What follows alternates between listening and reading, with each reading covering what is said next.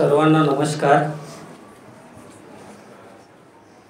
या जगाची म्हणजे आपण जे जगतो त्या बाहेरच्या जगाला, या जगाची त्या जगाला ओढ राहिली नाही आणि जिभेच्या द्वेषापोटी साखर आता गोड राहिली नाही। हरवत चाललेलं मानवी मूल्य, जीवनसत्व आयुष्यामध्ये आवश्यक आहे आणि ही मानवी मूल्य आवश्यक आहेत। या मानवी मूल्यांचा आपल्या पूर्ण 52 वर्षाच्या अवतार कार्यामध्ये ज्यांनी हट्ट घेतला आणि या महाराष्ट्रामध्ये स्वातंत्र्य, समता, बंधुता, सामाजिक न्याय, अहिंसा, पर्यावरणवाद, आहारशास्त्र अशा विविध गोष्टी ज्यांनी मूलभूत पद्धतीनं सांगितल्या आणि आचरणातून आणल्या, ते महानुभाव पंथाचे संस्थापक सर्वज्ञ श्री चक्रधर स्वामी यांच्या पवित्र कार्याला आणि विचारांना प्रथमतः सादर दंडवत प्रणाम करतो। त्यानंतर भारतीय शिक्षण केंद्रीय व्यवस्थेचे पाईक आणि एक शिक्षक राष्ट्रपती पदापर्यंत जाऊ शकतो याचा आदर्श आम्हा सर्वांना देणारे डॉक्टर सर्वपल्ली राधाकृष्णन यांच्याही विचार आणि कार्याला अभिवादन करतो। मित्रांनो, ज्या भूमीमध्ये मी उभा आहे ती भूमी व्रतस्थ आणि तपस्वी लोकांची भूमी आहे। ज्या महाविद्यालयाच्या प्रांगणात किंवा ज्या महाविद्यालयाच्या सभागृहात मी उभा आहे ते महाविद्यालय याच्या अगोदर अत्यंत मोठ्या विभूतींच्या पदस्पर्शाने पुनीत झालेले आहे। महाराष्ट्राचे पहिले मुख्यमंत्री स्वर्गीय यशवंतरावजी चव्हाण साहेब आणि या संस्थेचे आदरणीय रावसाहेब थोरात साहेब, भाऊसाहेबजी हिरे साहेब आणि कर्मवीर काकासाहेब वाहक साहेब या सर्व मान्यवर महापुरुषांच्या कार्याला मी प्रणाम करतो की या महाराष्ट्रामध्ये ज्या महाविद्यालयाची विद्यार्थी संख्या 500 असत नाही तर एखाद्या संस्थेची 500 युनिट असावेत याच्या एवढा गौरव मी अजून पाहिलेला नाही। अहो, एक विद्यार्थी जमा करण्यासाठी लागणारे कष्ट जे 500 युनिटमध्ये जातात ती त्यांची ध्येयासक्ती किती मोठी असेल। म्हणून त्यांच्याबद्दल असं मला म्हणावं वाटतं, वृक्ष के भांति संसार में फलता है कोई कोई, दीपक के भांति संसार में जलता है कोई कोई, दीपक के भांति संसार में जलता है कोई कोई, वृक्ष के भांति संसार में फलता है कोई कोई, सेवा की बातें तो सब करते हैं लेकिन सेवा के पथ पर संसार में चलता है कोई। सेवेवर जे या सेवेसाठी आणि या सेवेकरिता ज्यांनी आपलं पूर्ण आयुष्य वेचलं ते अत्यंत महनीय असे व्यक्तिमत्व या संस्थेला लाभलेले आहेत। आजच्या कार्यक्रमाचे अध्यक्ष स्थानिक व्यवस्थापन समितीचे, ज्यांचा राष्ट्रीय खेळाडू म्हणून आणि प्रशासकीय क्षेत्रामध्येही दबदबा आहे असे आमचे मार्गदर्शक माननीय श्री रवींद्र मोरे साहेब, या महाविद्यालयाचे प्राचार्य आणि माझे लाडके विद्यार्थी, तुम्हाला सांगतो डोळे जवळच असतात पण ते परस्पराला पाहू शकत नाहीत। त्याला पाहण्यासाठी आरसा लागतो। माझा काळ, सरांचा काळ आणि त्यांच्याही जुने असलेले आमच्या मार्गदर्शक सरांचा काळ हा फेस टू फेसचा काळ होता। तुमचा काळ फेसबुकचा आहे। आम्ही फेस टू फेस बोलायचो, तुम्ही फेसबुकवर बोलता। 5000 वर्षापूर्वी रुक्मिणीने जे प्रेमपत्र लिहिलं तिला किती धाडस लागला असेल मला माहीत नाही, पण आता एका मिनिटामध्ये तुमचा स्नॅपचॅट इंस्टावर जातो। म्हणजे काळ किती बदलला हे मला सांगायचं आहे। आणि दररोज शेकडो वाईट गोष्टी पाहणारे, दररोज अनेक खून आणि बलात्कार पाहणारे, त्यांना मला साने गुरुजी शिकवायचे। ज्या काळामध्ये नाणे गुरुजी वाढलेले असताना मला साने गुरुजी सांगायचे हा काळ खरंच गतिमान आणि प्रगतशील क्रियाशील काळ आहे. या अशा एका मोठ्या महाविद्यालयामध्ये मी उभा याचा मला सार्थ अभिमान आहे, ज्याची स्थापना 1914 मध्ये झाली आणि ज्या महाविद्यालयाच्या इमारतीचं भूमिपूजन यशवंतराव चव्हाण साहेबांनी केलं, ज्यांनी महाराष्ट्राचं सांस्कृतिक धोरण ठरवलं की माझा महाराष्ट्र कसा असला पाहिजे. चक्रधरांनी सांगितलं महंत राष्ट्र म्हणून महाराष्ट्र. महाराष्ट्राच्या अनेक उत्पत्त्या आहेत.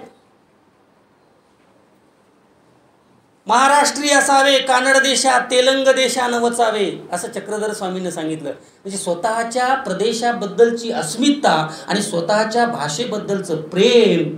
मला वाटतं आज आपण चक्रधर स्वामीकडून शिकलं की चक्रधर स्वामींच्या अवतार कार्याच्या दिनाचं औचित्य साध्य झालं. बाकी आपल्याला फार काही करायचं नाही, फक्त त्यांचं जे अस्मिता आहे, ज्या प्रदेशात ज्या मातीमध्ये आपण राहतो त्या मातीबद्दलची जी अस्मिता आहे ती अस्मिता चक्रधरांनी सांभाळली आणि केवळ सर्व समाजाला एक संस्कार देण्याचा भाग केला. मी माझ्या व्याख्यानाचं NEP मध्ये आता 60 मिनिटाचा 1 तास झालेला आहे. या म्हणजे शिक्षकाची भूमिका ही वर्गात गेल्यापासून म्हणजे टोल वाजल्यापासून ते टोल वाजेपर्यंत काय टोलवाटोलवी करायची ती करायचं तेवढ्याच वेळात. म्हणजे याच्यापेक्षा मी तुमचा अंत अजिबात पाहणार नाही. माझं कसं आहे, जनता गाडीसारखं, तुम्ही जर म्हणालात हात दाखवला तर थांबते ती, पण तुम्हाला अजिबात या गोष्टीची आवश्यकता पडणार नाही. माझ्या व्याख्यानाच्या 2 विभागामध्ये मी विभागणी करणार आहे, कारण डॉक्टर सर्वपल्ली राधाकृष्णन शिक्षक दिन हा एक घटक त्याच्यामध्ये असणार आहे आणि दुसरा जो घटक आहे तो चक्रधर स्वामी यांचा अवतार दिवस 5 सप्टेंबर हा या वर्षीपासून महाराष्ट्र शासनाने महाराष्ट्रभर भारतभर साजरा करण्याचं ठरवलेलं आहे.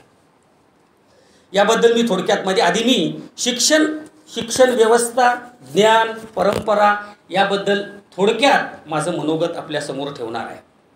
मुलांनो, ज्ञान ही वस्तू अशी आहे की ती माणसाचं अंतरंग उजळून काढते. जीवनसत्वाच्या गोळ्या खाऊन जीवनात सत्व येत नाही.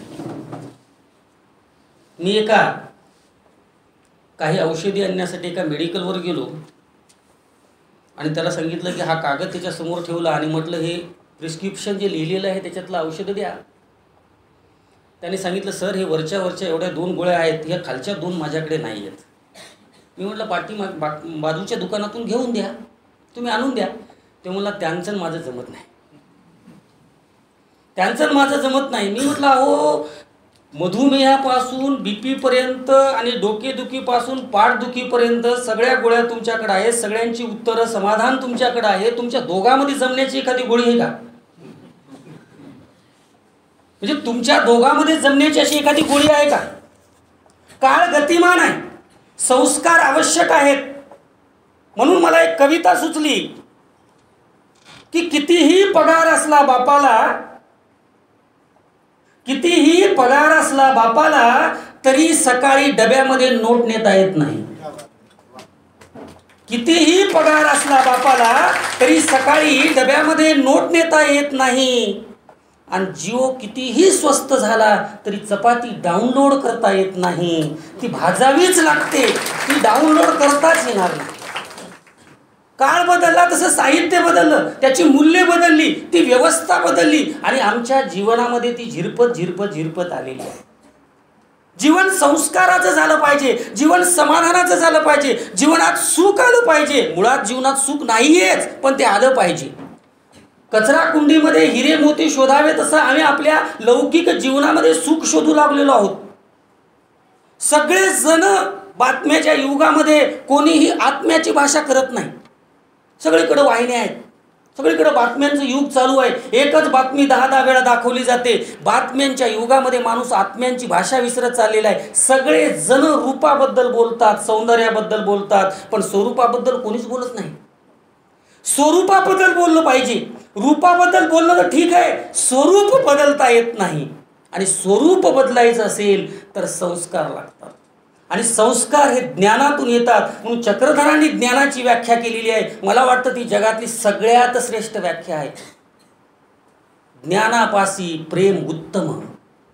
बघा, आम्ही म्हणतो आमच्याकडे प्रेम खूप आहे, स्वामी म्हणतात प्रेम ज्ञानापाशी आहे. ज्याला ज्ञान आहे तोच प्रेम करू शकतो. आणि त्यांनी ज्ञानाची दुसरी व्याख्या केली, जे जसे आहे तसे जाणणे ते ज्ञान. बघा, जे जसं आहे तसं त्याला जाणणं, त्याचं स्वरूप जसं आहे तसं त्याची माहिती करून घेणं म्हणजे ज्ञान आहे. मग मला वाटतं आपण जे प्राप्त करतो ते ज्ञानच नसेल, ती माहिती असू शकते. मी ताजमहाल पाहिला आणि मला ताजमहाल दिसला याच्यामध्ये खूप फरक आहे.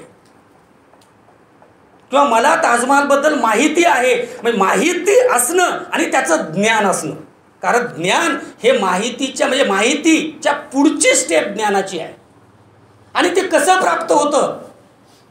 जे प्रेमाच्या ज्या 10 अवस्था आहेत त्याच्यातली पहिली अवस्था ही आवड आहे, दुसरी आकर्षण आहे, तिसरी सवड आहे, चौथी कीर्तन आहे आणि 10वी मरण आहे. ते प्रेम इतकं सोपं नाही ते. मग त्याच्यामध्ये 5वी भक्ती येते. कीर्तन ही 5वी अवस्था आहे. काय कीर्तन आहे? तो फक्त त्याच्याबद्दलच बोलतो, त्याच्या व्यतिरिक्त बोलतच नाही. कीर्तन अवस्था आहे, त्याच्याबद्दलच बोलतो. त्याला सांगितलं जातं अरे ते तसं नाही, ते म्हणतो नाही नाही, ते त्याच्याशिवाय काहीच नाही. त्याचे आईवडील त्याला सांगतात की बेटा आपण दुसरी बघू, ती थोडी रंगाने काळी, तुमतो नाही, ते सोडून बघा. काय बरी ही कीर्तन आहे, कैवार आहे. आई ज्या पद्धतीनं मुलाचा कैवार घेते तसं प्रेम कैवार घेतं. सर्वज्ञांनी 12व्या शतकात अशा अज्ञानी आणि दुःखात संकटात अडकलेल्या लोकांचा कैवार घेतला आणि त्याच्यात सगळ्यात जास्त स्त्रिया होत्या. संस्कार काय असतात, ज्ञान काय असतं आणि गुरुकडून ते शिक्षकाकडे कसं गेलं पाहिजे. फार मजेशीर प्रसंग आहे. संस्कार काय असतात. एक साधू होता, म्हणजे वाईट पण जगातलं कधीच नष्ट झालं नाही. रामायणातही होतं, महाभारत काळात होतं, वर्तमानातही आहे. ते कधी नष्टही होणार नाही. म्हणून अज्ञान आहे म्हणून ज्ञानाला किंमत आहे, विष आहे म्हणून अमृताला किंमत आहे, बैमानी आहे म्हणून इमानदाराला किंमत आहे. हे सगळं असंच राहणार आहे, राहतं, तेव्हाही होतं. वृत्ती रावण हे माणूस जरी असला ती तरी एक वृत्ती आहे. बघा, वाईट वागलं की त्याचं नाव टपरीला सुद्धा राहत नाही, महाविद्यालयात तर राहतच नाही. दुसऱ्याच्या धनावर डोळा ठेवणारा दुर्योधन, त्याची व्याख्याच केली पाहिजे आपण. आणि ज्याचं शासनच नीट नाही असा दुष्ट शासन, दुःशासन. आणि जो मुळातच आंधळा आहे, ज्याला प्रेम म्हणजे ज्याचा अधिकार असतानाही तो त्याला अधिकार देत नाही, तो धृतराष्ट्र. कसा राष्ट्र आहे तो? जो त्याला काही दिसत नाही पुढं, असं राष्ट्र काय कामाचं आहे? मित्रप्रेमामुळं अंधुक झालेलं आहे. मुळात अधिकार होता की बुवा अर्ध. तसं पाहिलं तर रामायण म्हणजे एका स्त्रीसाठी घडलेला संघर्ष. म्हणजे ते फक्त सीताच नाही, ती रावणाची बहीणही होती शूर्पणखा. तिथून तो संघर्ष सुरू झालेला आहे. आणि त्याच्या अगोदर कैकेयीपासूनचा संघर्ष आहे. तिनं वचन मागितलं नसतं, राम संकटात गेला नसता, राम वनवासात गेला नसता, तर शूर्पणखेचं नाक कापलं नसतं, ते झालं नसतं, अपमान झालं. म्हणजे असं आहे, त्या सगळ्या संगतवार गोष्टी झाल्या म्हणून ते घडलं. तसं पाहिलं तर सीता म्हणजे एक स्त्री, आणि इकडं पाहिलं महाभारत तर काहीच नाही, प्रॉपर्टीचा वाद आहे. दोघा भावातला प्रॉपर्टीचा वाद आहे. मग तो 5,500 वर्षापासून माझ्या या शास्त्रामध्ये, माझ्या जीवनामध्ये तो इतका रंगलेला आहे की तो आजही आहे आणि तो कायम राहणार आहे, तो नष्ट होणार नाही. मग संस्कार कसे द्यायचे आणि कुठं द्यायचे, केव्हा द्यायचे? जे माझं नाही आहे ते माझं नाहीच आहे, आणि जे माझं आहे ते माझंच आहे. हे माझे ते माझे म्हणू नका, माझे ते माझे म्हणा. पण माझं ते माझं आणि ते सुद्धा माझंच. त्याच्यामुळं द्वेष निर्माण झालेला आहे. म्हणून तर म्हटलं मी तुम्हाला की या जगाची म्हणजे द्वेष करणाऱ्या जगाची आणि आत्ता चांगल्या वागणाऱ्या जगाची साखर गोडच आहे हो. मुळात जीभ खराब झालेली आहे आणि तिला आपल्याला नीट करायचं आहे. म्हणून हे संस्कार द्यायचे. एक साधू होता, तो एका तलावात एका नदीमध्ये स्नान करत होता. आणि स्नान करत असताना अचानक काय झालं, त्या प्रवाहात एक विंचू असा त्या पाण्याच्या याच्यावर तरंगत असताना बुडत होता, बुटकळत होता आणि आता तो मरणार. त्या साधूला त्या विंचवाची दया आली. जरी आता साधू म्हटल्यानंतर ज्यानं कर्म द्वेष मत्सर सगळं धुतलेलं आहे असा साधू, ज्यानं 6 धुतलेले आहेत, 6 म्हणजे षड रिपू, त्याला साधू म्हणायचं. साध्या व्याख्या असतात भाषेमध्ये, त्या फक्त समजून घेतल्या की आपल्याला कळतं. मग साधू असा तो म्हटला की अरे अरे हा बुडतो आहे, त्याचा गुणधर्म त्याला माहीत होता, तरी त्याला माहीत होतं की हा बुडतो आहे. त्यानं लगेच आता त्या पाण्यामध्ये काय येणार आहे, त्यानं लगेच आपली ओंजळ केली आणि ओंजळीमध्ये त्या विंचवाला असं घेतलं. जोपर्यंत ओंजळीत पाणी होतं तोपर्यंत विंचू राहिला आणि पाणी ओंजळीतलं गळून गेलं की त्यानं लगेच डंक मारला. पुन्हा खाली सोडलं त्यानं, पुन्हा बुडू लागला, पुन्हा त्याला कीव आली, पुन्हा त्यानं ते उचललं, पुन्हा पाणी संपलं की डंक मारला. असं 2-3 वेळा झालं. आपल्यासारखा एक ग्रस्त काठावर बसलेला होता आणि तो त्या साधूला म्हणाला, काय साधू बुवा, तुम्हाला समजत नाही का म्हणले की एवढ्या वेळा तो डंक मारतोय, तुम्ही त्याला वाचवताय तरी तो तुम्हाला त्रास देतोय आणि तुम्ही त्याला वाचवतच आहात. साधूनं दिलेलं उत्तर फार मस्त आहे आणि आपण सगळ्यांनी जीवनात अंगीकारल्यासारखं आहे. त्याने उत्तर दिलं, म्हणलं हे महाशय, मला माहीत आहे की तो मला डसतो आहे, डंक मारतो आहे. 10 ग्रॅम ज्याचं वजन नाही तो छोटा विंचू आपला दुष्टपणा सोडायला तयार नाही. मी 70 किलोचा माणूस माझा चांगुलपणा वाचवायचा काय म्हणून सोडू? लोक त्रास देणारच आहेत, ते ठरलेलंच आहे. चक्रधरांनाही त्रास झाला. हेमाद्री पण, महदासरासन, ब्रह्मासानू या तिघांनी चक्रधरांना त्रास दिला आणि त्यांनी तर आरोप ठेवला सर्वज्ञावर, हे आमचा धर्म उच्छेदिती, आमचा धर्म मोडायला निघालेले आहेत, हे स्त्रियांना संन्यास द्यायला लागलेले आहेत, विधवांना ज्ञान द्यायला लागलेले आहेत, मातंगाचा लाडू स्वीकारायला लागलेले आहेत, चर्मकाराची सुपारी स्वीकारायला लागली आहेत आणि आमची जाती व्यवस्था, वर्ण व्यवस्था सगळी मोडकळीस आणण्याचा प्रयत्न चक्रधर स्वामी करत आहेत. म्हणून हे आमचा धर्म उच्छेदिती. स्वामीने सांगितलं, सगळं माहीत आहे, ठीक आहे. स्वामींना त्रास झाला पण ते हटले नाहीत, पाठीमागं आले नाहीत आणि त्यांनी आपलं कार्य सोडलं नाही. संस्कार हे असे असतात की ते चंदनाच्या झाडाला सापानं विळखा घातला म्हणून ते आपला सुगंध बदलत नाही, त्याचा सुगंध कायमच आहे. त्याच्या सहवासात आलेली झाडं सुद्धा सुगंधित होतात. म्हणून जनाबाई मला कुठंतरी अभंगामध्ये म्हणून दिसतात की परिसाया संगे लोहा होये सोने, तयाची भूषणे श्रीमंताची.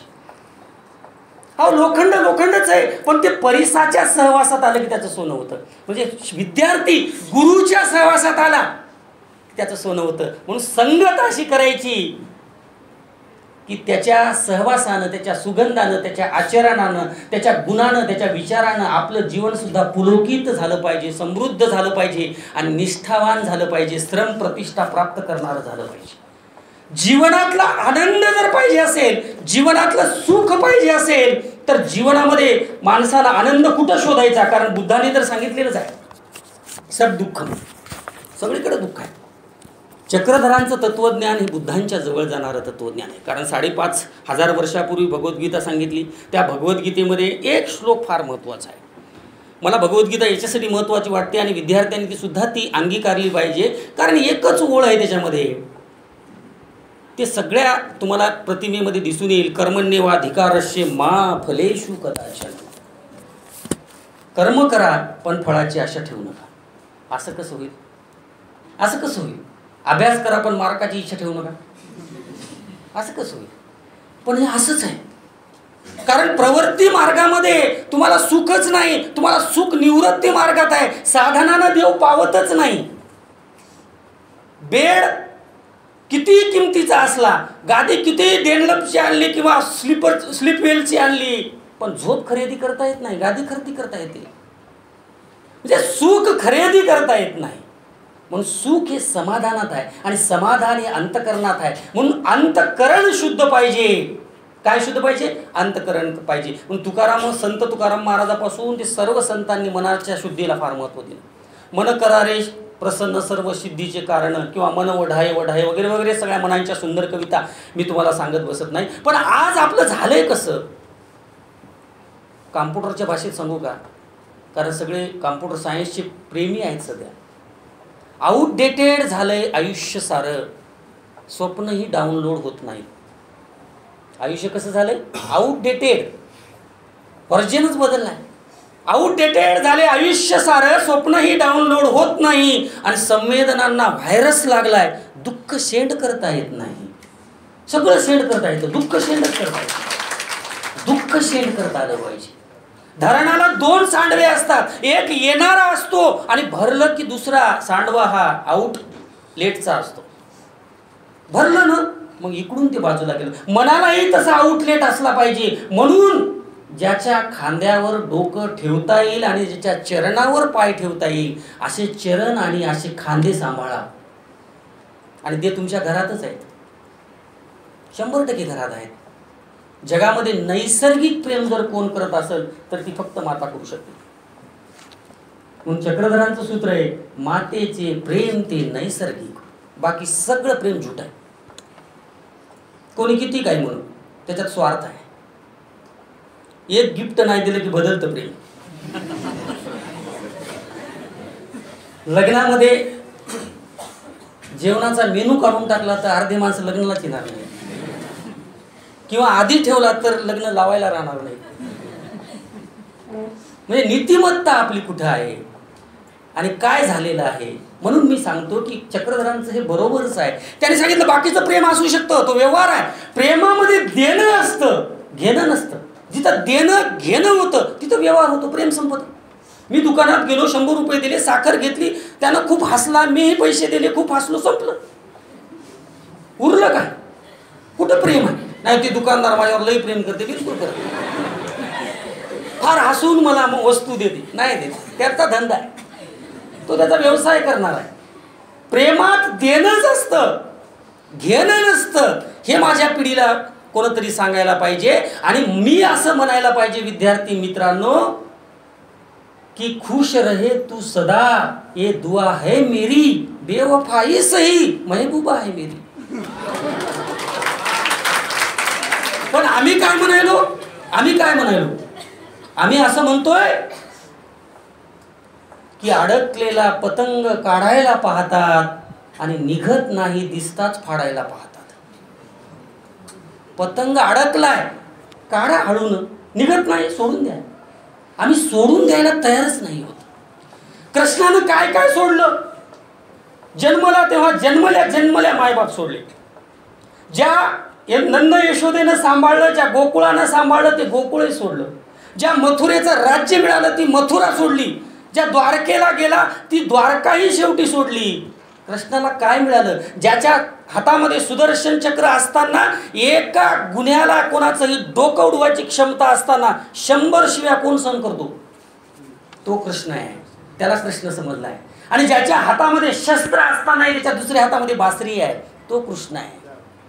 जो कुरुक्षेत्रावरही स्थित प्रज्ञ आहे आणि तो सांगतो, हा जरी तुझा गुरु असला आणि हा तुझा जरी सक्का मामा असला, हा तुझा चुलता असला, हा तुझा भाऊ असला, तरी तू युद्ध भावासोबत करत नाहीस, तू युद्ध धर्मासाठी करतोयस. म्हणून धर्म धारणामे धर्मश्य, हे मला संस्कार शिकवतात. ज्यानं संस्कार सोडले, एक बैलगाडी माहिती आहे ना, एक बैलगाडी जर भाषेतून नष्ट झाली तर 52 शब्द नष्ट होतात. मग मला सांगा, जातं गेलं, उखळ गेलं, मुसळ गेलं, सूप गेलं, ग्राइंडर आला, मिक्सर आला, फ्रीज आला, हे सगळं आलं, कविताही बदलल्या. आता कोणी सुपावर कविता करत नाही. स्वयंपाकात दंगती पदर कुणी सावरायचा, हळूच मग प्रेशर कुकर शिट्टी मारायचा. कविता बदलल्या. म्हणजे नीतिमत्ता, मूल्य, व्यवस्था बदलली की भाषा बदलली. म्हणजे भाषा बदलली, नुसती भाषा बदलली नाही. जागतिकीकरणानं मातीची घरं निघून गेली, सिमेंटची घरं आली, खालच्या फरशी मातीची घरं होती, सारवायची घरं होती, ती निघून गेली. आता खालच्या फरशी आल्या आणि आपोआप झाडू नष्ट झाला, म्हणजे आपला फडा नष्ट झाला आणि आता कंपनीचे झाडू आले. त्याच्याशिवाय मग त्याच्यावर धूळच निघत नाही. उद्या हे झाडूही नष्ट होतील आणि व्हॅक्यूम क्लीनरही आलाय, तोही. म्हणजे अजून म्हणजे काय बदलणार आहे? पण माणूस पण हे बदलत नाही. काळ किती बदलू दे, किती आपण चंद्रावर जरी गेलो तरी मातृत्व बदलत नाही, पितृत्व बदलत नाही, गुरुत्व बदलत नाही आणि शिष्यत्व सुद्धा बदलत नाही. आणि ते बदलू नये म्हणून परमेश्वर अवतार असलेल्या दत्तात्रयाला सुद्धा 24 गुरु करावे लागले. गुरु ही संकल्पना नष्ट होऊच शकत नाही. आता सरांनी सांगितलं की मला जे जे शिकवील ते गुरुच आहे. आणि मराठीचा शिक्षक असल्यामुळं बँकेत गेल्यावर अडचण येणारच आहे.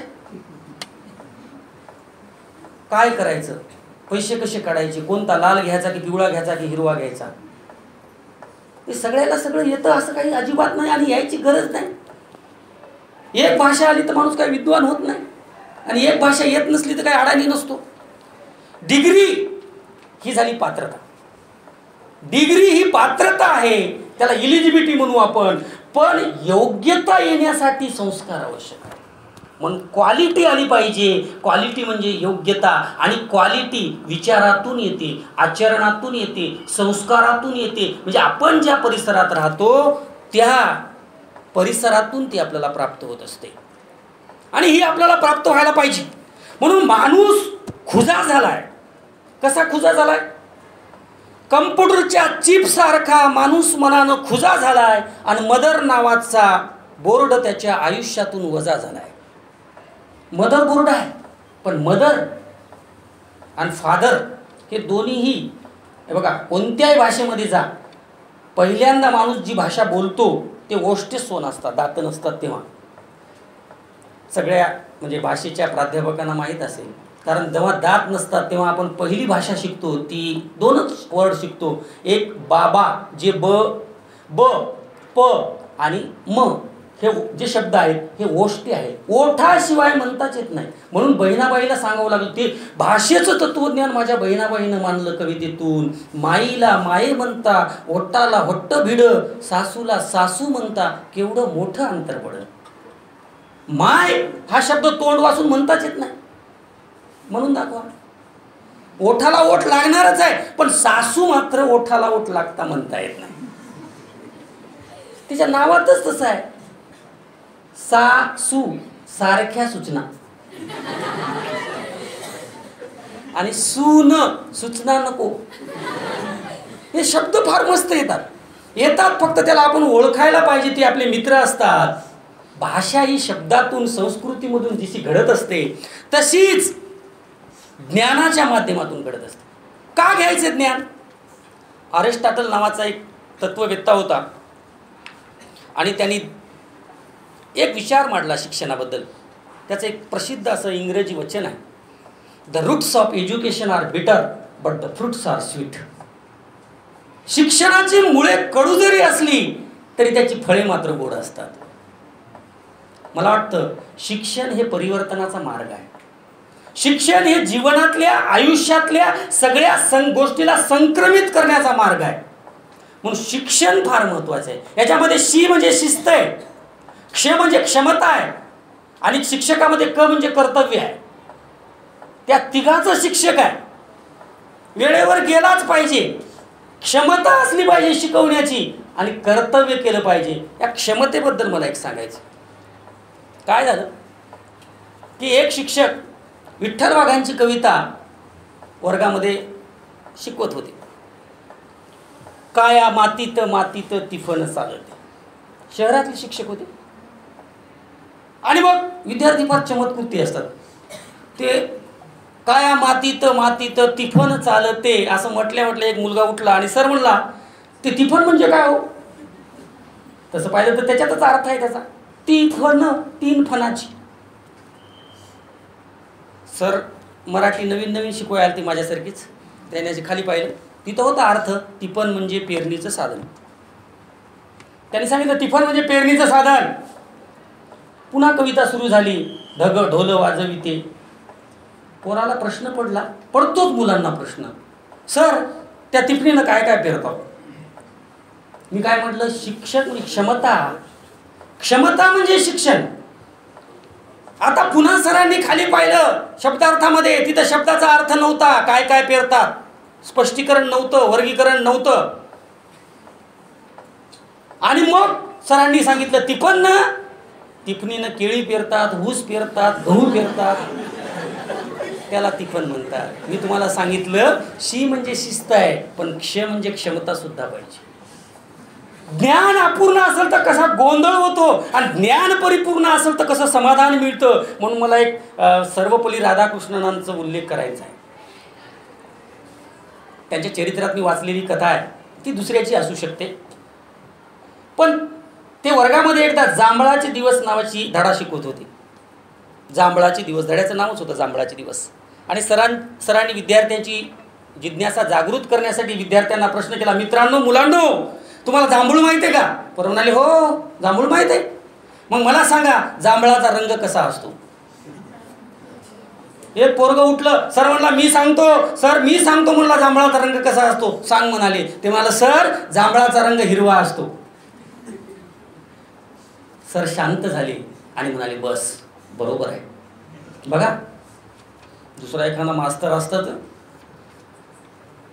दुसऱ्या विद्यार्थ्याला सांगितलं अरे तुम्हाला सांगता येतो का कोणाला जांभळाचा रंग. दुसरा मुलगा उठला, ते म्हणला सर हे हिरवा नसतो म्हणला जांभळाचा रंग, जांभळाचा रंग हा नारंगी असतो सर म्हणला. सर म्हणाले तुझंही उत्तर बरोबर आहे बस. तिसरा मुलगा म्हणला काय उत्तर द्यायला म्हणला हे. सर म्हणला मी देतो उत्तर म्हणला, हे दोन्ही उत्तर चूक आहेत. मी सांगतो म्हणला जांभळाचा रंग कसा असतो. सर म्हणला सोपं आहे, जांभळाचा रंग जांभळा असतो. सर म्हणाले छान उत्तर बरोबर आहे बस खाली. एक इतिहासाचे सर बाजूनं जात होते आणि ते राधाकृष्णांना म्हणे सर त्या तिन्ही पोरायचं उत्तर बरोबर आहे म्हणून त्याला खाली बसवलं तुम्ही कसं काय, जांभळाचा रंग जांभळा असतो की. ते म्हणले या वर्गात या. अहो म्हणले एक लक्षात घ्या, जांभूळ जेव्हा अपरिपक्व असतं फुलातून बाहेर येतं तेव्हा ते हिरवं असतं. या विद्यार्थ्यांनी जांभूळ अपरिपक्व स्थितीतलं पाहिलेलं आहे म्हणून त्याचं उत्तर हिरवं बरोबर आहे. दुसरं ज्या विद्यार्थ्यांना नारंगी उत्तर दिलेलं आहे, जेव्हा जांभूळ कच्चंही नसतं पिकलेलंही नसतं मधल्या अवस्थेत असतं तेव्हा त्याचा रंग नारंगी आहे म्हणून त्याचंही उत्तर बरोबर आहे. आणि या विद्यार्थ्यानं पूर्ण पिकलेलं जांभूळ पाहिलेलं आहे म्हणून त्याचा जांभळाचा रंग हा जांभळा असतो हे त्याचं उत्तर बरोबर आहे. म्हणून तिन्ही विद्यार्थ्याचं उत्तर बरोबर आहे म्हणले इतिहासाचे सर. तुम्हाला सांगतो शिक्षकामध्ये अशा प्रकारची क्षमता असेल तरच त्यांची जयंती साजरी होती. आपण आपलं तपासलं पाहिजे, आपण कुठं आहोत. मी तपासलं पाहिजे माझी क्षमता काय. हे संत तुकारामाने सुद्धा सांगितलेलं आहे की खरं काय आणि खोटं काय त्या काळात सांगितलं. आणि मला सांगायचंय की राष्ट्रपती पदक ज्यांनी घेतलं राष्ट्रपती होते ते त्यांनी सांगितलं की बा अशा पद्धतीचं हे वर्तन सगळं आहे. मग संस्कार हे शिक्षणाकडून पिढीकडे जातात म्हणून सगळं बिघडलं तरी चालेल. एक डॉक्टर थोड्या ज्ञानानं एखादा पेशंट मारू शकेल पण एक शिक्षक बिघडला तर सगळी समाज आणि पिढी नष्ट होते. म्हणून शिक्षकावर फार मोठी समाजाची जबाबदारी आहे. आणि मग त्याचं वर्तन त्याचे ठेवण त्याचं राहणं त्याचं खाणं पिणं सगळ्याच गोष्टी विद्यार्थी अनुकरण करत असतात. कारण अनुकरण करणं हा माणसाचा धर्म आहे. माणूस अनुकरणातून शिकतो. वागणं बोलणं राहणं खाणं सगळं अनुकरणातून होत असतं. म्हणून अनुकरण हा माणसाचा धर्म आहे. म्हणून शिक्षकानं शिक्षकासारखं राहिलं पाहिजे. मला एवढं सांगायचं आहे. आणि शेवटचं एक वाक्य राधाकृष्णांच्या याच्यातलं सांगतो आणि मी नंतर स्वामींच्या विचाराकडे वळणार आहे. शेवटचं वाक्य असं आहे, ते म्हणाले माणसानं हिमालयातला बर्फ आपल्या घरामध्ये फ्रीजमध्ये तयार केला. तुमच्या घरात फ्रीज आहे, हिमालयातला बर्फ आता घरात तयार होतो. उन्हाळ्यामध्ये हिवाळा, हिवाळ्यामध्ये उन्हाळा, एअर कंडिशनर वातानुकूलित AC तुम्ही बसवलेला आहे. सगळं वातावरण बदलून टाकलेलं आहे. माशासारखं आपण पाणबुडीच्या माध्यमातून पाण्यामध्ये पोहायला शिकलेलो आहोत आणि पक्षासारखं आकाशात विमानातून फिरायला शिकलेलो आहे, उडायला शिकलेलो आहे. पण माणूस म्हणून या माणसाला पृथ्वीवर 4 पावलं नीट चालता आलेलं नाही हे माझं निरीक्षण आहे. किती प्रगती केली तर माणूस म्हणून स्वामींचं सूत्र आहे. मी तिथपर्यंत येणारच होतो की मनुष्य मात्र होणे असावे. बाकी काहीच व्हायचं नाही. संत व्हायचं नाही आपल्याला, प्राध्यापक व्हायचं नाही, डॉक्टर व्हायचं नाही. काय व्हायचंय? मनुष्य मात्र व्हायचं. आणि इतकं सोपं नाही मनुष्य मात्र होणं. बाकी सगळे प्राणी आडवे. लक्षात आलं का? बाकी सगळे प्राणी आडवे आहेत. गाय आडवी आहे, बैल आडवा आहे, गाढव आडवं आहे. पण मनुष्य कसा आहे? उभा आहे. पण उभा असलेला एकमेव प्राणी आडवं वागतो तेव्हाच कार्यक्रम होतो. नीट वागतच नाही. म्हणून याला वारंवार सांगायचं की मानसाने मानसासारखे वागावे. कोणासारखं? आणि फक्त हसणं कोणाच्या नशिबात आहे? माणसाच्या. कधी आपण गाढवाला हसताना पाहिलं का? एक तरी प्राणी हसतो का? दिसतो का आपल्यासारखा? हसणं फक्त माणसाच्या आयुष्यात आहे आणि त्याने दिलखुलासपणे हसलं पाहिजे. आणि चक्रधरांच्या त्या सूत्रावर गांभीर्यानं लक्ष दिलं पाहिजे की मनुष्य मात्र होणे असावे. चक्रधरांची जन्मभूमी ही गुजरात. विशालदेव आणि मालनी हे त्यांचे आई वडील. चक्रधर साधे सुधे नव्हते, ते प्रधानांचे पुत्र होते. गुजरातचा राजा त्याचा तो वारला आणि त्या प्रधानाकडं म्हणजे त्यांच्या वडिलाकडं विशालदेवाकडं त्या गुजरातच्या भडोतची सत्ता आली आणि गुजरात आणि देवगिरी म्हणजे यादव या दोघांचं वैर होतं. हे 12वं शतक सुरू व्हायच्या अगोदरची स्थिती आहे. आणि त्यांचा पुत्र हरिपाळ देव हा पराक्रमी होता, रूपगुण संपन्न होता. त्याच्या पत्नीचं नाव कमळाईसा. आणि चक्रधर यांनी भाद्रपद शुद्ध जे आज आहे या दिवशी हरिपाळ देव एका तापानं वारला. त्याचं प्रेत स्मशानात नेण्यात आलं आणि त्याच्या देहामध्ये परकाया प्रवेश केला. अशा प्रकारची आख्यायिका सांगितली जाते. आणि तिथून हरिपाळाने संसार सोडला. तो रामटेकला आला. 12 वर्ष सालभरडीच्या डोंगरात एकांतात राहिला. ज्ञान घेतलं, इथला समाज पाहिला, इथली माणसं पाहिली. भ्रताहरीची पत्नी मुक्ताबाई यांच्याकडून उपहार स्वीकारला आणि 12व्या शतकामध्येच्या उत्तरार्धात शेवटीला 11व्या शतकाच्या उत्तरार्धात शेवटी रुद्रपूर येथे त्यांना गोविंद प्रभू नावाचे जे मानवा पंथाचे चौथे पंचकृष्ण आहेत त्यांच्याकडून शक्ती स्वीकार केला आणि त्यांनी आपलं हरिपाळ देव हे नाव सोडलं आणि चक्रधर हे नाव धारण केलं. चक्रा होय म्हणे, चक्रेश होय म्हणे, चक्रधरच होय म्हणे, अशा प्रकारचा त्यांना आदेश दिला आणि तेव्हापासून स्वामींचं नाव चक्रधर झालं. आणि मग एकांतात एक अंत बघा, एक अंक आणि एक अंत. एकांतात स्वामी 12 वर्ष महाराष्ट्रात फिरले. मग ते कोकमठाणला आले, सुकानेला आले, निफाडला आले, सिन्नरला आले आणि नंतर बोनेबाईसोबत पहिल्या सिंहस्थाला आले. पहिला सिंहस्थ कुंभमेळा जो त्र्यंबकेश्वरला होता तेव्हा स्वामी मेहकरला होते आणि त्यांची शिष्या मेहकरला गोकुळाष्टमीच्या दिवशी मेहकरला बोनेबाईची त्यांची भेट झाली आणि मग तिथून स्वामी त्यांच्यासोबत मेहकरला आले आणि ती म्हणे आपण पैठणला जाऊ, तिथं बाईसा नावाची एक तपवृद्ध स्त्री आहे त्यांना भेटून घेऊ. तिथं स्वामी गेले आणि स्वामींच्या अवतारत्वाचा प्रत्यक्ष संबंध बाईसांना झाला आणि बाईसांनी आपलं सगळं पूर्वायुष्य सोडून त्या चक्रधरांच्या एकनिष्ठ शिष्या झाल्या. आणि तिथेच म्हणजे उलटा प्रवाह आहे. चक्रधरांनी पैठण येथे कर्मठ असलेल्या म्हणजे जिथं ब्राह्मणांचं वर्चस्व होतं त्या कर्मठ अशा पैठणमधून आपल्या भक्ती मार्गाचा सुरुवात केली, आपल्या ज्ञान मार्गाला सुरुवात केली. आणि खऱ्या अर्थानं महाराष्ट्रामध्ये जशी गोदावरी दक्षिणेकडे जाते त्या दक्षिण पथाला त्यांनी गंगाथडी असं नाव दिलं. गंगातट, गंगतट असंही म्हणतो आपण. म्हणजे कोणती गंगा तर गोदावरीला दक्षिण गंगा असं म्हटलं जातं. त्र्यंबकेश्वरला उगम पावलेली गोदावरी नंतर अरबी समुद्राला तिकडे बंगालच्या उपसागराला मिळते आणि हा सगळा दक्षिण भारताचा प्रदेश स्वामी सांगतात गंगा तीरते पावनभूमी. इथली माणसं सात्विक आहेत. त्यांनी कधीही कोकणात गेले नाहीत, कधीही कोल्हापूरला गेले नाहीत. त्यांनी सांगितलं कोल्हापुरानं वचावे, कोल्हापूरला जाऊ नये. का जाऊ नये? कानड देशा तेलंग देशा न वचावे ते हिंस्र माणसं. तामस देश म्हणजे ते तापट आहेत. त्यांनी गेले नाहीत कारण चक्रधर हे अहिंसेचे पुजारी होते.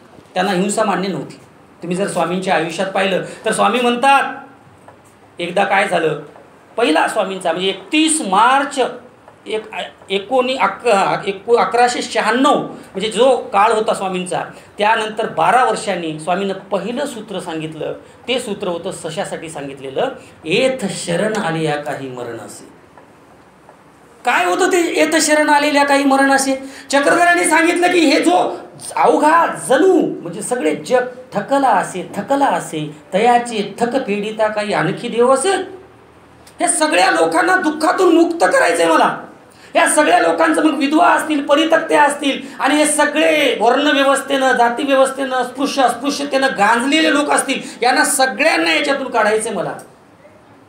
आणि मग प्रवृत्ती मार्ग सोडून त्यांनी निवृत्ती मार्ग स्वीकारला, संन्यास धारण केला आणि पुढच्या 14-14.5 वर्षामध्ये सर्वज्ञांना 550 शिष्य मिळाले. या महाराष्ट्रामध्ये त्यांचा पहिला शिष्य दादोस रामदेव, त्याच्यानंतर नागदेवाचार्य, त्याच्यानंतर महदंबा, त्याच्यानंतर माहिमभट, केशवराजबास हे नंतरचे सगळे. माहिमभट या तुम्हाला सांगतो या सिन्नरचे होते. बहळी नावाचं गाव इथं कुठंतरी आहे. त्या बहळीचे नारोबास बहळी होते आणि त्यांनी नारोबास बहेळ का त्या गावचे नारोबास होते. नारोबास आणि त्यांनी महानुभाव साहित्यातला रुद्धिपूर वर्णन हा ग्रंथ लिहिला जो 7 ग्रंथामध्ये समाविष्ट आहे. ते नाशिकचेच होते. ही भूमी व्रतस्थांची भूमी आहे. ज्यांना ज्ञानपीठ मराठी भाषेतला सर्वोच्च पुरस्कार आतापर्यंत 4च मिळाले. पहिला भेटला वि स खांडेकरांना, दुसरा भेटला कोणाला, आपल्या प्रदेशातल्या विवा शिरवाडकर कुसुमाग्रज यांना भेटला, दुसरा समग्र साहित्यासाठी, तिसरा भेटला विंदा करंदीकरांना आणि चौथा भेटला भालचंद्र नेमाडेंना. 4च ज्ञानपीठ भेटलेले आहेत. आणि त्याच्यातला एक ज्ञानपीठ या गोदातेटीचे जे कवी आहेत कुसुमाग्रज, त्यांची विशाखा, नटसम्राट, त्याच्यानंतर तुम्हाला सांगतो वाजली विजय टाळी, त्याच्यानंतर एक प्रवासी, अशी सुंदर सुंदर काव्यरचना आहेत. तुम्ही कधी क्रांतीचा जय जयकार ऐकली तर कळून येईल तुम्हाला. किंवा कना कविता माहिती आहे का? किती जणांना माहिती आहे? मोडला सारा संसार तरी नाही मोडू देणार कना, पाठीवरती हात ठेवून फक्त तुम्ही लढ म्हणा. काहीच मागितलं नाही, फक्त आशीर्वाद मागितला. आणि विद्यार्थ्यांनी गुरुचा आशीर्वाद मागितला पाहिजे. सगळा संसार मोडू देत पण मी ताठ राहिलो पाहिजे. ही भूमी व्रतस्थ माणसाची, तपोनिधी माणसाची, फार मोठं साहित्य त्यांनी लिहिलेलं आहे. म्हणजे एक सांगायचा उद्देश. आणि याच पावनभूमीमध्ये चक्रधरांचा वावर राहिला आहे. चक्रधर सगळ्यात जास्त नाशिक, औरंगाबाद, नगर या 3च जिल्ह्यात राहिले. जळगाव, खानदेश आणि रुद्रपूर हे त्यांच्या गुरूंचं गाव, त्याच्यामुळे तिकडं. म्हणजे आता हा प्रवेश त्यांनी सांगितलेला आहे. विदर्भ आणि गंगा, गोदातीर. गोदातीराला दोन्ही थडया 12 कोशी साधल वैराग्य असे कोळ येते. दोन्ही थडिया म्हणजे दोन्ही बाजूने, 12 कोशी म्हणजे 200 कोस, इकडूनही 200 कोस आणि तिकडे 200 कोस. 12 कोशी, कोस म्हणजे 4 मैलाचा एक कोस, 600 किलोमीटर इकडं. कारण तेलंगणापर्यंत, तिकडं हंपीपर्यंत चक्रधरांचा वावर होता. आता हे तेलंगणामध्ये वरंगळला स्वामींचं स्थान आहे आणि इकडं त्र्यंबकेश्वरला आहे. म्हणजे बघा तिथून ते तेलंगणापर्यंत म्हणजे 4 राज्य 2च आहेत. पण हा सगळा गोदावरीचा पट्टा स्वामींनी केला. आणि स्वामींनी विधवा, परितक्त्या या सगळ्या स्त्रियांना अभय दिलेला आहे. एकदा काय झालं, डोमेग्रामला स्वामी काही शिष्यांना आणि आपल्या स्त्रियांना निरूपण करत होते. निरूपण करत असताना तत्कालीन किती वर्चस्व होतं, किती वर्चस्व होतं. हे वर्चस्व नष्ट करण्यासाठी त्या काळामध्ये पुरुषी वर्चस्व होतं. आणि तिथं सारंग पंडित नावाचे सर चक्रधरांचे शिष्य आले आणि त्या स्त्रिया बसलेल्या असताना स्वामींच्या समोर पाहून त्यांनी मनातल्या मनात म्हटलं, कैशिया गुलगुल्या बैसल्या असतिया, नेऊन घालाव्या तेलंग देशी आणि कोंदवावे कांदे. म्हणजे काय काम आहे म्हणले यांचं, धर्मबिर्म ऐकायचं? स्त्रियांनी कुठं धर्म ऐकायचा असतो का? म्हणजे त्यांचं काम म्हणजे चूल आणि मूल, रांधा वाडा उष्टे काढा, न स्वातंत्र्य स्त्रिय हरती. अशा परंपरेमध्ये चक्रधर किती बंड करतात हे तुम्हाला सांगतोय. त्यांचं वाक्य संपता न संपता चक्रधर स्वामींनी ऐकलं आणि सारंग पंडितांना इकडे बोलवलं. म्हणजे तुम्ही काय म्हणाला, तुमचा तो जीव आणि या काही जीवलिया, म्हणजे तुमचा जीव आहे आणि याला काही जीवच नाही, किंवा याचा छोटा जीव आहे. ऐसे येथ काही नाही, माझ्याजवळ असं काही नाही. माझ्याकडं मोठा लहान, गरीब श्रीमंत, छोटा मोठा, स्त्री पुरुष असा भेद नाही. आणि मग त्यांना सांगितलं की तुम्ही अशा पद्धतीची अपशब्द वापरल्यामुळं तुम्हाला मी या थंड पाण्यामध्ये उभं राहण्याची शिक्षा देतो. आणि त्या सारंग पंडिताला त्यांनी शिक्षा दिली की या गोदावरीच्या थंड पाण्यात उभं राहायचं तुम्ही. आता चक्रधर इतके स्त्रियांचे पुरस्कर्ते होते, म्हणून तर मराठीतली पहिली कविता महदंबा लिहू शकली. मला सांगा, मराठी भाषेमध्ये स्त्रियांना संन्यास देण्याचं काम, त्याच्यानंतर स्त्रियांना धर्मचर्चेमध्ये, स्त्रियांना सगळ्याच चर्चेमध्ये अधिकार देण्याचं काम, संन्यास देण्याचं काम पहिल्यांदा चक्रधर स्वामींनी केलं. म्हणून पुरोगामी महाराष्ट्राच्या दृष्टीनं त्यांचं हे सांस्कृतिक कार्य किती महत्त्वाचं आहे हे आज आपल्याला अधोरेखित होतं. विश्वबंधुत्वाची संकल्पना चक्रधर स्वामींनी मांडली, समतेचा मंत्र दिला, मानवतावादाचा पुरस्कार केला आणि विज्ञानवाद आणि प्रयत्नवाद स्वीकारला. स्वामी कर्मकांडाला मानित नव्हते. त्यांनी सांगितलं की अनंतू काय, अनंत म्हणजे देव काय सुताचा, देव काय दगडाचा, देव काय मातीचा, देव काय सोन्याचा. अहो अनंत तो अनंत की, मातीचा फुटेल, दोऱ्याचा तुटेल, कपड्याचा फाटेल, सोन्याचा वितळेल. देव कसा आहे, परमेश्वर अनंत आहे. तो जीवाला सुख आणि समाधान देण्यासाठी परमेश्वर हा मनुष्य देहामध्ये अवतार धारण करतो. तो निर्गुण निराकार आहे, पण जीवाला ज्ञान निर्गुणमध्ये देता येत नाही, त्याला सगुणच व्हावं लागतं. म्हणून तो एखाद्या देहामध्ये धारण होतो आणि मग सगुण साकार होय, अवतरे आपले सन्निधान दे आणि त्याच्या सन्निधानात जे येतात ते दास्यमोचक. ज्यांना परमेश्वराचं दास्य घडतं ते या सृष्टीतून मुक्त होण्यासाठी पात्र आहेत. हे वेगळं असं तत्वज्ञान तुम्हाला कोण्याही दर्शनात दिसत नाही. म्हणून चक्रधरच म्हणतात, हे शास्त्र सकळ शास्त्राशी मिळे. सकळ शास्त्रामध्ये तुम्हाला याचा उल्लेख दिसेल, पण कोणाशीही मिळणार नाही. हे वेगळं आहे. म्हणून तर ते आपल्या शिष्यांना म्हणतात, हे तुमचे रहस्य की गा, हे अनेका प्रतीनं प्रगटीचे की. हे तुमचं रहस्य आहे, हे तुमचं नॉलेज आहे, हे कोणालाही सांगू नका ना. आणि सांगितल्यावर काय होईल? शिष्य म्हणे, सांगितल्यावर काय होईल? मग त्यांनी एक दृष्टांत दिला. त्याचं नाव आहे खडकाचा दृष्टांत. काय होतं सांगितल्यानं? अज्ञानाला ज्ञान सांगितलं काय होतं. स्वामींनी सांगितलं की एक खडक असे, शेवाळलेल्या खडकाचा दृष्टांत त्यांनी दिला की शेवाळलेला खडक असतो, त्याच्यावर पाय ठेवूच नाही. पाणी जाऊन जाऊन जाऊन खडक शेवाळतो, त्याच्यावर पाय ठेवूच नाही, पाय टिकतच नाही. आणि आयसाई ठेवीजे म्हणजे असाच ठेवला की निसटोनी कोपरे गुडघे झांजरती. आपलंच कोपरं आणि गुडघे फुटतात. अज्ञानी किंवा ज्याला अर्थता नाही, ज्याला चाड नाही, ज्याला जिज्ञासा नाही, अशा माणसाला ज्ञान सांगायचं नाही, कारण ते दुसऱ्याच खपल्याकडे बसते. म्हणून त्यांनी सांगितलं की हे तुमचे रहस्य की गा, ते अनेका प्रती न प्रगटी. जे लोकांनी अर्थ घेतला की महानुभावांनी आपलं साहित्य लपून ठेवलं. लोकांनी अर्थ काय घेतला? महानुभावांनी आपलं साहित्य लपून ठेवलं. लपून ठेवलं नाही, कोणालाही सांगायचं नाही. ज्याला चाड आहे, ज्याला जाण आहे, ज्याला अधिकार आहे, ज्याला इच्छा आहे, त्यानं या आणि ऐका.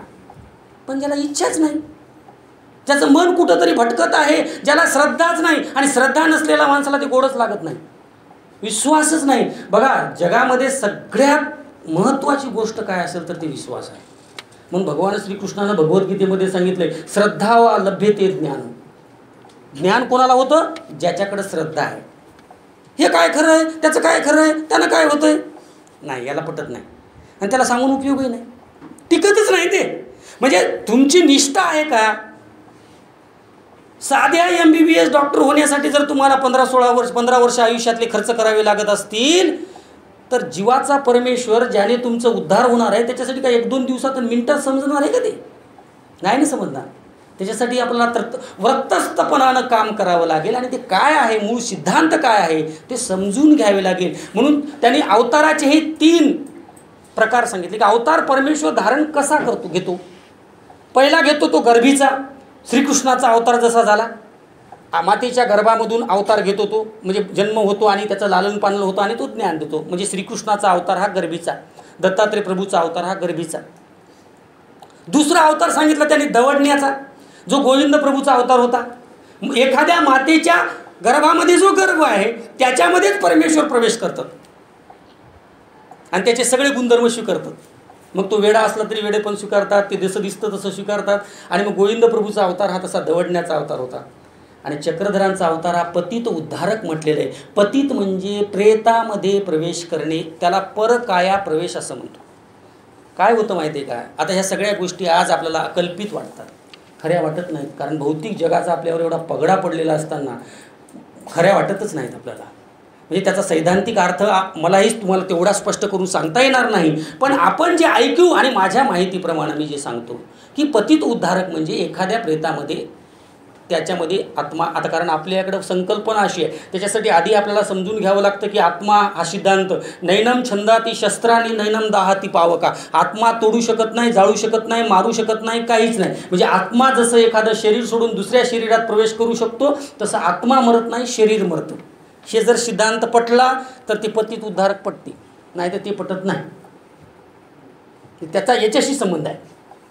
हनुमानानं सह्याद्री पर्वत उतरला हे आज पटत नाही. कसं काय शक्य आहे म्हणतो आपण, पण आपण काय करतो, सगळं विसरून जातो की हनुमानाचा कालखंड कोणता? त्रेतयुग. त्रेतयुगात मनुष्याला आयुष्य किती? 1000 वर्ष नाही, त्रेतयुग म्हणजे द्वापारात 1000, त्रेतयुगात 10,000 वर्ष. मला सांगा, 100 वर्ष आयुष्य असलेली मल्लेश्वरी 450 किलो वजन उचलते, गुणिले करा. पटलं पाहिजे. 25 वर्षापूर्वी जर तुम्हाला कोणी सांगितलं असतं असं एक यंत्र येणार आहे आणि त्याला वायर नाही, पिन नाही, काही नाही, अमेरिकेतला माणूस आहे, आपल्याला कुठंही दिसणार आहे, शेतात दिसणार आहे, आपण त्याला तिथून बोलू शकणार, तुम्ही काही फेकू नका, आलं की नाही? यंत्र आलं. या सृष्टीमध्ये अशा अगाध शक्ती आहेत, या सृष्टीमध्ये अशा योगाच्या शक्ती आहेत, या सृष्टीमध्ये अशा विज्ञानाच्या शक्ती आहेत की ज्याच्यामुळे चमत्कार होतात. आणि तेही चमत्कारच आहे, हेही चमत्कारच आहे. एसटी नीट रस्त्यानं चलन झाली, विमान वरून उडाले, वरून उडाले. बसस्टँड नाही, त्याला काहीच नाही. खराब झालं तर कुठं थांबव, खराब झालं तर ती विमान नाही खराब झालं, आपलं नशीब खराब झालं. त्याचं काय, ते यंत्रच आहे, त्याला काय म्हणून फायदा आहे. बघा ना तुम्ही, हे सगळे मी जेव्हा शोध पाहतो आणि माझ्या शरीरात चाललेली हालचाल मी जेव्हा टी व्हीवर पाहतो, म्हणून परमेश्वर कसं कधी कळतो. म्हणजे आपली आज अवस्था कशी झालेली आहे की सकाळी टोपलंभर गोळ्या घेऊन बसायचं. का झालं बरं असं? आहार बदलला, विहार बदलला. चक्रधरांनी आहारशास्त्र सांगितलं, म्हणजे तुमच्या भाषेमध्ये चक्रधरांनी 800 वर्षापूर्वी डाएट सांगितलं. डाएट काय खा. चक्रधरांचा आहार सुकुमार होता. सुकुमार म्हणजे सकाळी थोडं घ्यायचे ते जेवण. पुरी तरी एक, पुरी किती? एक. आपण किती खातो? मांडा तरी एक. मांडा म्हणजे आता मांडे म्हणजे आपण म्हणतो ना, ते जाड असतात बघा, पूर्णाची. मांडा तरी एक. थोडाच भात खाला तर दही भात. आणि दुपारी सकाळी लवकर उठायचं. पश्चात प्रहरी उठीजे. पश्चात प्रहरी म्हणजे 4ला उठा. एकदा औसा आपली जेवली आणि झोपली. स्वामी उठले आणि ती झोपलेली होती. ती सिन्नरला इकडेच घडलेली लीळा आहे. आणि स्वामी तिला सांगतात, बाई हे काय खायेत म्हणजे पाहे तेव्हा खाईजे आणि वाटे तेव्हा झोपीजे, म्हणजे निजीजे. म्हणजे पाहिलं तेव्हा खाता आणि वाटलं तेव्हा झोपता. आईचे न कीजे की बाई, असं करू नका. संन्यासाला हे ठीक नाही. रचनेवर ताबा ठेवा, स्वभावाला मात्रा द्या. स्वभाव म्हणजे आपले 4 स्वभाव आहेत. तसे 8 स्वभाव आहेत, पण मुख्य 4 आहेत. भूक, निद्रा, भय, याच्यासारखे 8 स्वभाव. मल, मूत्र आहे, मैथून आहे. अशा 8 स्वभावाला मात्रा द्या. आणि त्याच्यात सगळ्यात जास्त मात्रा रचनेवर द्या, जिभेवर द्या. चक्रधर सांगतात, इंद्रियाशी आहारू द्यावा, म्हणजे प्राणाशी आहारू द्यावा, इंद्रियाशी न द्यावा. बघा आता लक्षात घ्या, जीवन जगण्यासाठी खायचंय, जिभेचे चोचले पुरवण्यासाठी खायचं नाहीये. रेंदिया चेंदिया दरू भरीजे. दरू म्हणजे पोट, काही खा. रेंदिया चेंदिया दरू भरीजे. नावडत शेवी मग आवडोनी जाय. अहो कोणाला खा वाटतं खराब? जे जिभीला आवडतं ते शरीराला घातक असतं. जे शरीराला आवश्यक आहे ते जिभीला आवडत नाही. मग जिभीचं ऐकू नका, शरीराचं ऐका, जे शरीराला आवश्यक आहे. म्हणून आहार आणि विहार. विहार म्हणजे फिरणं. आटन विजन. त्या काळात ते विजन हा शब्द, विजन नाही, विजन. विजन म्हणजे जनरहित. जनरहित, जिथं जन नाही अशा एकांतात राहा. एका गावात भिक्षा मागा, दुसऱ्या गावात जेवण करा. महारवाड्यावरून धर्म काढावा. चातुर्य वर्ण चर्यत भिक्षम. 4ही वर्णात भिक्षा मागा. घर निवडिता भिक्षा न कीजे. म्हणजे एक श्रीमंत एका गावात आहे, त्याच्याकडे चांगली भिक्षा माग भेटते म्हणून रोजही तिथंच असा. घर निवडून भिक्षा करायची नाही. बघा काय सूत्र आहेत. आणि ते सूत्र त्यांनी त्यांच्या शिष्यांना सांगितलं की असं वागा म्हणजे असं होईल. आणि ते स्वतः वागत होते. आधी केले मग सांगितले. चक्रधर स्वामींनी आधी केलं आणि मग सांगितलं, म्हणून स्वामी सगळ्या जगात परिचित झालेले आहेत. त्यांचं एक सूत्र म्हणजे, एका बाबुळगावकर नावाचे कवी आहेत, त्यांनी स्वामीवर कविता केली. खूप दिवस झाले, तिला 2000 सालची ती कविता आहे. सरणावरचं प्रेत जेव्हा उठून गालात हसत होतं. सरणावरचं प्रेत जेव्हा उठून गालात हसत होतं आणि तुम्ही का रे मरून गेलात जगणाऱ्यांना पुसत होतं. सरणावरचं प्रेत ज्या उठून गालात हसत होतं आणि तुम्ही का रे मरून गेलात जगणाऱ्यांना पुसत होतं. महाराष्ट्री येऊन त्यांनी प्रेतांचे जग जिते केले. मुरदाड झालेली माणसं होती, कर्मकांडात अडकलेली माणसं होती. कारण हेमाद्री पंडितानं चतुर्वर्ग चिंतामणी नावाचा ग्रंथ लिहून वर्षाला 2000 व्रत सांगितली होती. अशा परिस्थितीमध्ये त्याला काढण्यासाठी म्हणून स्वामी म्हणतात, महाराष्ट्री येऊन त्यांनी प्रेतांचे जग जिते केले. आणि धर्मस्थापण्यासाठी ते महाराष्ट्र भूमी अवतरले. एक सूत्र त्यांचं ऐकणाऱ्यांना डसत होतं. आणि सरणावरचं प्रेत जेव्हा उठून गालात हसत होतं आणि तुम्ही का रे मरून गेलात जगणाऱ्यांना पुसत होतं. या प्रकारची भूमिका चक्रधरांची होती. आणि हीच भूमिका ठेवून त्यांनी अखंड 52 वर्ष या महाराष्ट्रामध्ये आपला अवतार कार्य केलेला आहे. मग समता असेल, प्रयत्नवादाबद्दल, पर्यावरणवादाबद्दल स्वामी काय म्हणतात? ससा, पारध्यांचा ससा हा आला आणि त्या पारध्यांच्या ससा त्यांनी होड लावलेली आहे, स्पर्धा लावलेली आहे, आणि एक भयभीत झालेला ससा स्वामींच्या जाणूखाली म्हणजे मांडीखाली आला. पारधी आले, त्याचे कुत्रे आले आणि त्या पारध्याने विनंती केली की जीजी, हा ससा होडेचा जी, हा ससा होडेचा आहे, स्पर्धेचा आहे, सोडावा जी. स्वामी म्हणले त्याने तुमचं काय केलं? राणीचे गवत खातो, नदीचे पाणी पितो, तुम्ही त्याला का मारता? काय नुकसान केलं त्यानं तुमचं, सांगा मला. ते म्हणाले नाही नाही, स्पर्धा आहे आमची. तेव्हा तुमची स्पर्धा होईल हो, पण याचा जीव जातो ना. स्वामीने सांगितलं, तरी ते म्हणे सोडा सोडा आम्हाला, ससा सोडा आमचा. स्वामी म्हणे तो मला शरण आलाय. काय झाले? मला शरण आलाय. आणि एक विश्वकल्याणाचं सूत्र चक्रधरांच्या मुखातून बाहेर पडलं, ते म्हणजे एथ शरण आलिया काही मरण असे. तो मला शरण आलाय आणि जो मला शरण येतो त्याचं मरण मी चुकवतो. मला पुन्हा गीतेकडे जावं लागतं आणि मग तिथं भगवान श्रीकृष्ण सांगतात की सर्व धर्मान परित्यजे मामेकम शरणं व्रजा अहम धर्मापाप्येभ्यो मोक्षयिष्यामि मा शुच्य. सगळ्या धर्माचा त्याग करून तू मला शरण ये अर्जुना, मी तुला या संसारातून मुक्त करतो. असं बॉन्ड पेपरवर लिहून देणारा दुसरा देव कोणता आहे? म्हणून आपल्याला बहुजनांचे नायक मला कृष्ण वाटतात. म्हणून कारण ते गौळ म्हणजे बघा, कृष्णांची जितकी बदनामी केली, तुम्हाला सांगतो, ज्या चरित्र नायकांना आपण विचाराने काही प्रतिकार करू शकत नाही, त्यांच्या चरित्रावर शिंतोडे उडवून त्यांची बदनामी केली जाते. हा इतिहास आहे. म्हणजे ऐकत नाही ना असा, मग चरित्रावर बदनामी करायची, आरोप ठेवायचे. असा भारतात एखादं गाव आहे का हो, जिथे स्त्रिया उघड्यावर स्नान करतील आणि त्याचे वस्त्र एखादा पुरुष पळविल? लोक कसं शक्य आहे, मला काही कळतच नाही. काही कल्पना मांडायच्या. आणि प्रत्येक लोकनाट्यामध्ये एक श्रीकृष्ण, एक मावशी, 4-5 गवळणी आणि 2-3 खडा. राधा नावाचं पात्र तर नंतर आलं. राधा नाहीच, श्रीकृष्णाची पत्नी रुक्मिणी आहे. तुम्ही भागवत वाचा. आपण काय करतो माहिती आहे का? जे नाही ते धरतो. म्हणजे मी हे वस्तुस्थिती बोलतोय, माझा त्याच्याबद्दलचा बऱ्यापैकी माझं वाचन आहे. आणि काही प्रश्न असेल तर डिबेटही करू आपण त्याच्यावर, काही विषय नाही. म्हणजे प्रश्न पडलेच पाहिजेत. म्हणून संत महापुरुषांच्या विचाराबद्दल मला सांगा, ज्ञानेश्वरांनी 700 श्लोकावर 9000 ओव्या एवढं भाष्य लिहिलं. मग मला सांगा, 10वीच्या पोराला निबंध लिहिता येतो का?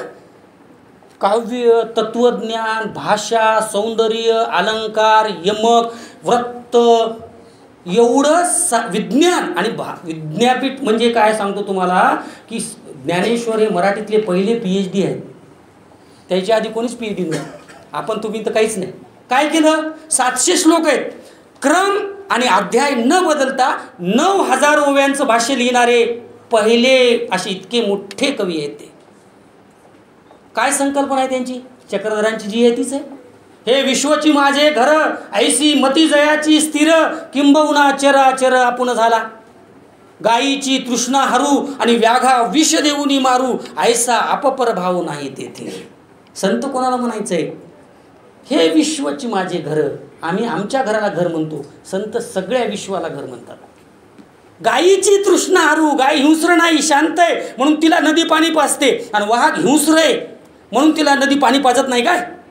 गायीची तृष्णा हरू आणि व्याघा विष देऊनी मारू, ऐसा अपपर भाव नाही तेथे. असा आपला आणि परका भाव नाही. जिथं आपला आणि परकत्व संपतं तिथं माणूस संत पदाला जातो. आणि संत पद हे ज्ञानातून आणि आचरणातून येतं. म्हणून ज्ञान पूज्य, ज्ञानवान तो सर्वत्र पूज्य. जगात काय पूज्य आहे? पहिलं वावर इज पॉवर होतं, आता नॉलेज इज पॉवर आहे. ज्याला जास्त वावर त्याचा पॉवर. आता वावर इज पॉवर राहिलं नाही. पैशानं असेल ते, पण ज्ञान सर्वत्र पूज्य. ज्ञान सगळीकडे पूज्य आहे. म्हणजे पवित्र आहे, त्याची प्रार्थना होते, त्याला बोलवलं जातं. आणि ज्ञानवान तो सर्वत्र पूज्य. म्हणजे ज्ञानवान माणूस तो सगळीकडेच त्याला मानलं जातं. कोण मानत नाही? विवेकानंदांना कोण मानत नाही? काय सिद्धांत आहेत, काय विचारधारा आहेत, काय संकल्पना आहेत आणि माझ्या भारत राष्ट्राला बनवण्यासाठी त्यांनी घेतलेले जे प्रयत्न आहेत ते किती सुंदर आहेत. म्हणून मला कुठंतरी असं म्हणावंसं वाटतं की ही जी म्हणजे आपण जे महापुरुषाकडे बघतो ना ते सगळे महापुरुष या चकोरीमध्ये आपण बसवले पाहिजे आणि याच्यातूनच आपण त्यांच्याकडे पाहिलं पाहिजे. एक चांगला दृष्टिकोन त्या निमित्तानं तयार होईल असं मला वाटतं. 1 तास 17 सेकंद झालेले आणि संत तुकारामाच्या भाषेत बोले तैसा चाली त्याची वंदावी पावले. आणि जे बोलत नाही तसं चलत नाहीत मग त्यांना काय करावं ते प्रेक्षकाच्या मनावर राहते. म्हणून मी बोललो. अजून बोलण्यासारखं भरपूर आहे, खूप बोलता येईल, पण हा वेळ म्हणजे एका विचारधारेनं आपण बांधलेले आहोत, एका विचारानं आपण बांधलेले आहोत. म्हणून एक ओळ इंद्रजित भालेरावांच्या कवितेची सांगतो आणि थांबतो. म्हणजे आपण काय केलं पाहिजे असं मला वाटतं. छत्रपती शिवाजी महाराजाबद्दलची कविता आहे. नव्या युगाचा नवा शिवाजी या मातीने घडवावा. नव्या युगाचा नवा शिवाजी या मातीने घडवावा आणि पुन्हा एकदा महाराष्ट्र हा शिखरावरती चढवावा. पुन्हा एकदा महाराष्ट्र हा शिखरावरती चढवावा. कारण आपलं सगळ्यांचं दैवत आधुनिक काळात म्हणजे वर्तमान काळामध्ये आपण ज्याला म्हणू की सगळ्यांनी एका निष्ठेनं महाराजांचं जर अनुकरण केलं म्हणजे स्वधर्माच्या अनुषंगानं केलं, कोणत्याही अनुषंगानं केलं, डॉक्टर बाबासाहेब आंबेडकरांची विचारधारा जर आपण अंगीकारली, छत्रपती शाहू महाराजांचा विचार, मला तर आता सरांनी सांगितलं की छत्रपती शाहू महाराजांचे पदस्पर्श या भूमीला लागलेले आहेत. मी खऱ्या अर्थानं आज कृत्य झालो की माझ्यासारख्या एका छोट्या माणसाला आपण आपल्या एवढ्या मोठ्या महाविद्यालयामध्ये बोलवलं, माझा सन्मान केला, माझं ऐकून घेतलं. याच्यात जे चांगलं आहे ते तुमचं आहे आणि याच्यात ज्या काही चुका आहेत, उणीवा आहेत त्या माझ्या आहेत असं म्हणून मी या ठिकाणी थांबतो आणि माझ्या वाणीला पूर्ण विराम देतो. आपणा सर्वांचे मनापासून आभार व्यक्त करतो. जय हिंद, जय महाराष्ट्र, जय चक्रधर, दंडवत प्रणाम.